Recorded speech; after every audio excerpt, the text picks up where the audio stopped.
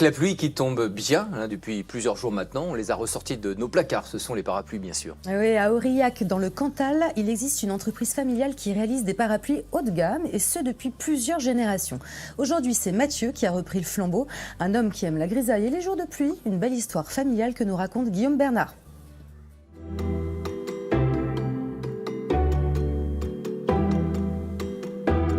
Ici, tout le monde l'appelle l'Aurillac. Et il ne craint pas que le ciel tombe sur les têtes, encore moins de passer entre les gouttes. Bien au contraire, il passerait bien son temps à chanter sous la pluie.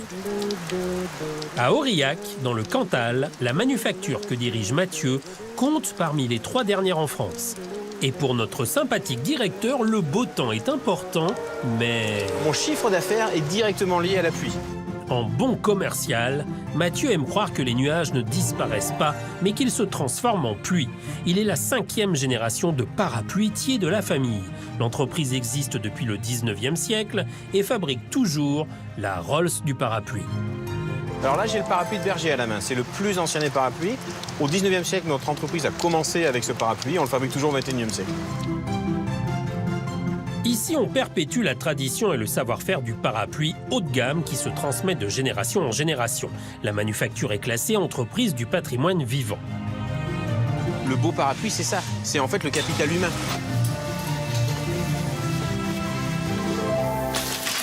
Bon, Bruno, ça va aujourd'hui? Oui. Bon. Alors, cette carcasse, vous l'assemblez, ce parapluie de Berger? Oui, oui. Le métier de parapluietier est classé parmi les métiers d'art. Dans l'arc-en-ciel des activités artisanales liées à la fabrication du modèle iconique, dit de Berger, Bruno, 35 ans de maison, est carcassier. Le métier de Bruno il est vraiment rarissime en France. C'est un carcassier. Il fabrique la carcasse, l'armature du parapluie de Berger. En France, il y a 5-6 personnes qui savent faire ça. Et donc Bruno, c'est le champion de France. Hein. C'est lui qui va le plus vite. Alors, il en fait 8 par jour. Hein. Alors là, vous avez le coulant qui est en bas, qui coulisse le long du mât. La noix qu'on va clouer au mât. Là, vous avez le brin, et là, ceci est la fourchette. Et tout ceci, on les rassemble au coulant et à la noix. La difficulté, c'est surtout d'assembler les brins pour faire le faisceau, qui soit fait correctement, sinon on aura des problèmes d'ajustage. Il faut garder cette noblesse du geste, qui est vraiment importante pour nos entreprises, pour nos manufactures en France. On a besoin de ces savoir-faire. Une vingtaine d'étapes est nécessaire pour la fabrication d'un parapluie standard. Aujourd'hui comme hier, on maîtrise le geste. Ça, c'est la génération de mon arrière-grand-père, donc c'est un grand ciseau. Et à l'époque, c'était des hommes, donc il y avait des mains puissantes. Aujourd'hui, c'est impossible d'utiliser ça. Ensuite, on a eu l'époque de mon grand-père, qui était le vrai industriel, qui faisait du volume. C'est un emporte-pièce sur lequel on utilisait une presse hydraulique. Et on appuyait très fort. En une fois, on faisait 30 parapluies à peu près. Et tout commence évidemment avec un rouleau de tissu, en l'occurrence ici du polyester. Nathalie, petite main et coupeuse, un métier de haute précision. Je suis en train de couper les parapluies avec un patron en carton et un ciseau électrique. Il faut respecter la tradition. Hein. Je ne veux pas robotiser, c'est non. Hein. Le cœur du métier, c'est ces ouvrières, ces personnes qui ont un savoir-faire manuel. Mon grand-père était le vrai industriel. Il faisait 250 000 parapluies par an, il faisait un noir, un bleu, un rouge. Quand il était fun, il mettait un écossais. Nous, aujourd'hui, on fait 50 000 parapluies. On fait moins, mais on fait mieux. Moins, mieux et de toutes les couleurs. À Aurillac, bois, métal et tissu, les 3 éléments de base pour un parapluie, n'ont jamais manqué. La ville devient vraiment un centre de production au 19e siècle. Mais ce qui est insolite, ce sont les armatures des premiers parapluies. Loin de la terre d'Aurillac, c'est côté mer que l'on trouve leur origine. Vous voyez, par exemple, ici, vous avez une pièce qui est vraiment historique. En fait, sur un parapluie, il y a des baleines. Le mot vient de l'animal. Ce sont les fanons de la baleine qui étaient utilisés pour confectionner l'armature du parapluie. Alors bien sûr, aujourd'hui, on ne le fait plus du tout.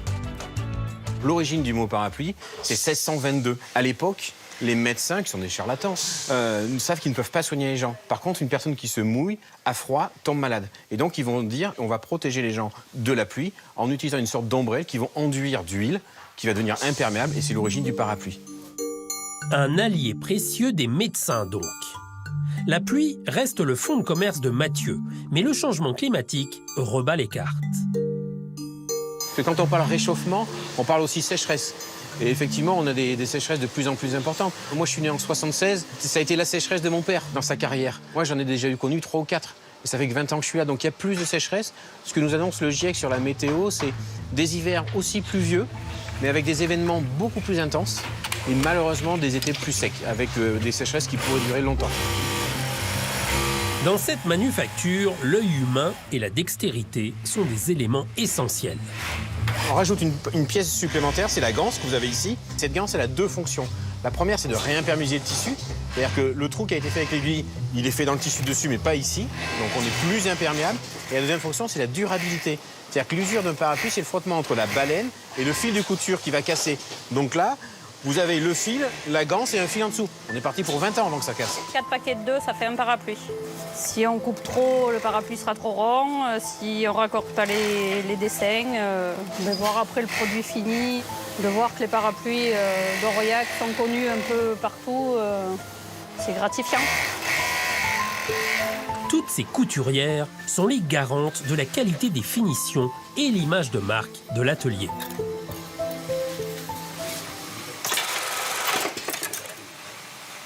Aucun robot ne pourra remplacer ce que fait Sabrina actuellement là.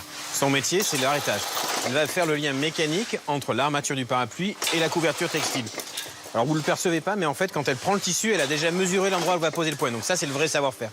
Regardez, il ne faut pas que j'atterrisse sur la couverture, sinon ça fait un trou et après c'est plus imperméable.